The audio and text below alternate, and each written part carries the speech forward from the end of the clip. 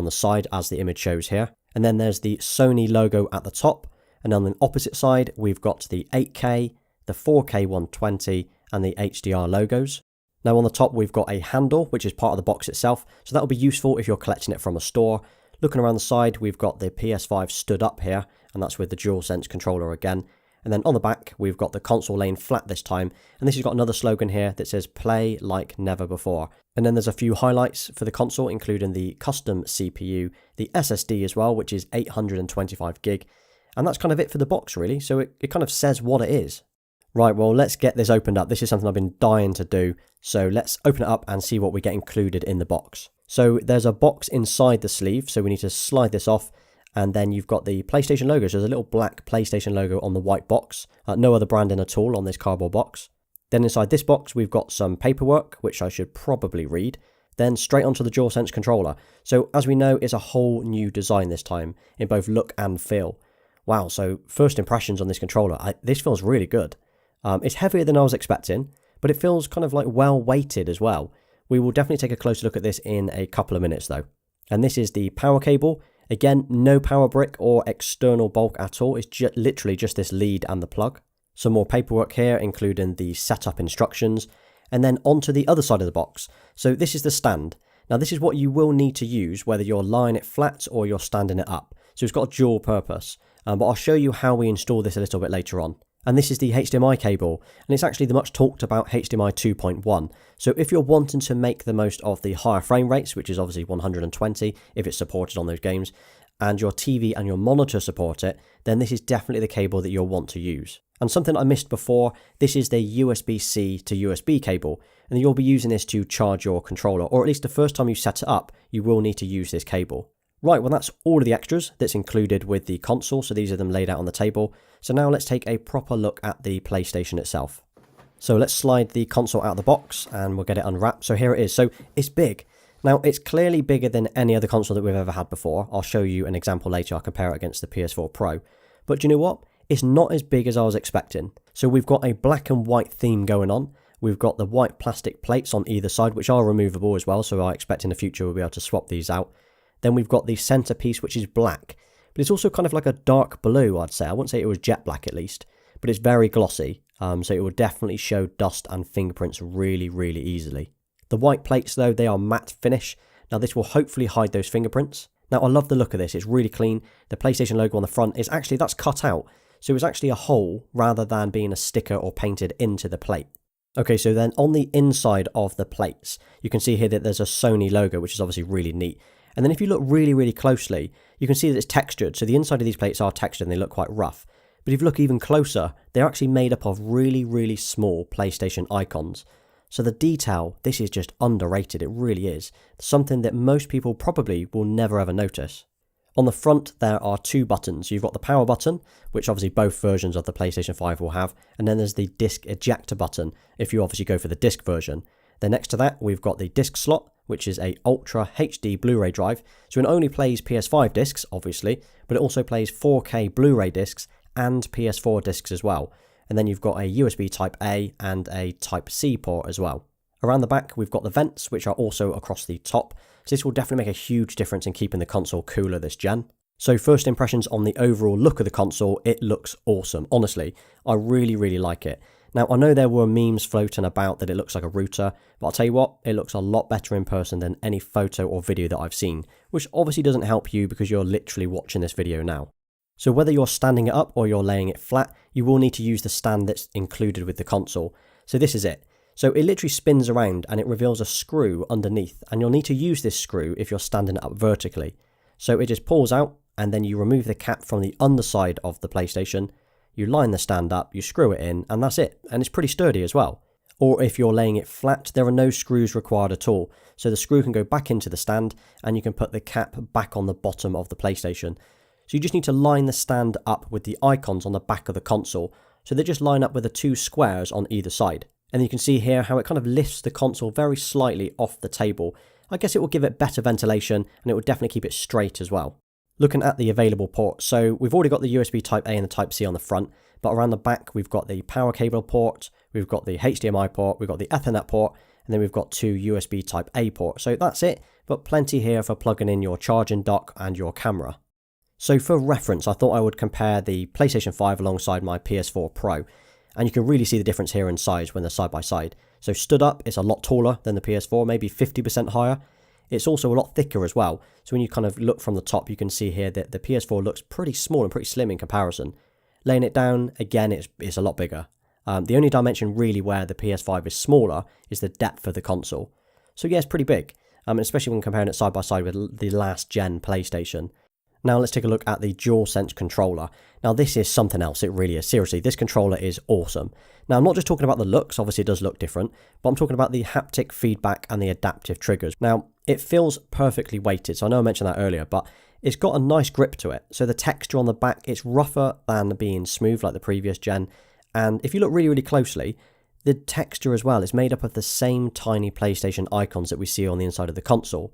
Such a clever but subtle design. So the two-tone design has been carried over from the console onto the controller as well, so we've still got the same white and black theme going on. Now I really like it, and it will be great to see what custom and limited controllers that we see in the future with the different designs available. So looking around the controller, we've got the D-pad. These are just hard plastic and transparent, so you can see the arrows underneath. Then we've got the icons on the other side, so the triangle, the circle, the X and the square. And again, the same design, so they're transparent, but you can see through them, so you can see the icons. And there's no colours here at all. So unlike on the previous DualShock 4, you would see the colours of each of those icons, so they're just the same here. The analog feels good, so they feel very much like the DualShock 4, I'll be honest, it doesn't seem much different at all. Maybe a little bit more grippy, it's hard to say really, maybe it's just because they're new. So the touchpad is a lot smoother now as well, and it kind of looks part of the controller rather than being this black box on the front. So it looks nice, but it still works exactly the same way as the previous controllers did. Then we've got the familiar share button on the side that obviously lets you share clips and broadcast your game in. Then we've got the menu or the start button on the right side as well. So we've got a built-in speaker, same as what we had in the DualShock 4, obviously. But this sounds great. It sounds really, really good. And combined with the haptic feedback, the vibrations that we get in the controller, it works really well. And I'll tell you what, playing games, it feels a lot more immersive than it ever did before. Now on to the triggers, which is a game changer. So they look similar to what we've seen before on the DualShock 4. They feel good, they're rough, and they feel really grippy as well. But where these two triggers really shine is the new adaptive side of things. So whereas before you would just pull the trigger and it works, now depending on the game that you're playing or the task that you're doing in that game, the triggers actually have a resistance to them as well. So when I was playing Astro's Playroom, for example, if you pull the trigger back to throw something or to pull something out of the ground, it actually feels like it's resisting. It just feels totally different to what we're used to feeling. The triggers get tougher to push, so it feels real rather than a digital experience. It's hard to explain, but it's awesome, trust me. Now this will change the way that we play games, I can guarantee it. It's like nothing that we've seen before. And every game will be different as well, so some games may not incorporate it, much like the touchpad on the previous gen, but hopefully most of them will. It will be good to test this out on driving games as well, where you've got the accelerator pedal and the brake pedal, because I can imagine as you're pulling the triggers, trying to brake, it will actually feel the resistance through the trigger. But if you don't like it, you can turn this off in the settings as well. At the bottom, we've got the headphone jack. So if you're using a 3.5mm jack for, say, some Astro headsets, for example, you can also charge it from here as well using the metal contact parts. Then to power it on, you obviously just press the PlayStation logo and it will glow around the touch bar, and you can see here that it goes from blue and then it goes white once it's actually switched on the console. And the console does exactly the same. So it goes from orange, which is in standby, then it goes blue, and then it goes white.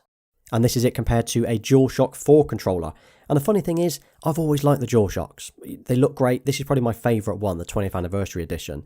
But after using the DualSense for just one day, I feel that the DualShock looks old and it looks dated. And I think I'm kind of ready for a refresh and I'm ready for the redesign. Now, one thing to note as well, though, is you can use your DualShock 4 controllers on the PS5. So if you've got those, you don't need to get rid of them. You can still use it. You'll just lose a couple of the new features, obviously. But what do you think? What do you think of the new one compared to the old?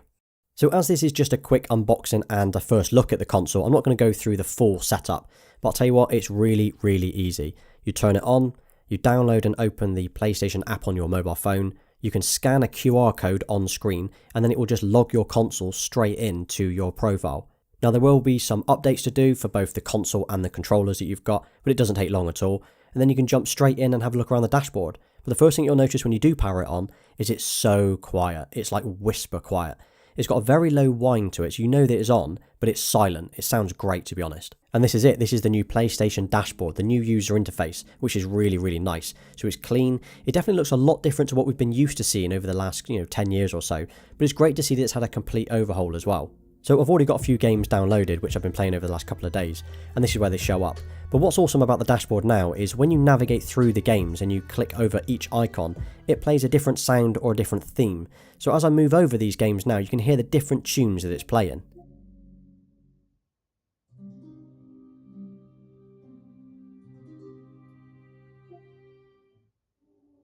So taking a quick look at the settings area, to be honest, not much has changed. It looks a little bit cleaner, but visually it's kind of the same really. So if you need any of your settings, this is obviously where you'd go.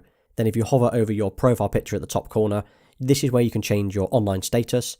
You can view your full profile, and this obviously shows what games you've played, what trophies you've got, your friends, and so on. Then you've got the trophy shortcut again. You can switch user if you want to change to a different account, if you've got more than one account on here. And then you can log out as well. And then if you just tap the PlayStation icon on your controller once, it then brings up a menu at the bottom, and this works in game too. So you've got home, which obviously takes you back to the dashboard. You've got the switcher, and now this will bring up any recent games that you've been playing. You've got notifications, that obviously shows you any recent trophies you've got or any friend requests that you've been receiving through. You've got game base, now that shows you what party chats that you're a member of. You've got music, you've got active downloads. Now this is a nice one as well, so this is the sound settings. And this will let you tweak the controller and your headset sounds just within this dashboard as well. You've got mic settings here if you want to switch it on or off. Then you've got the accessories connected, so any controllers or headsets and their battery state of charge.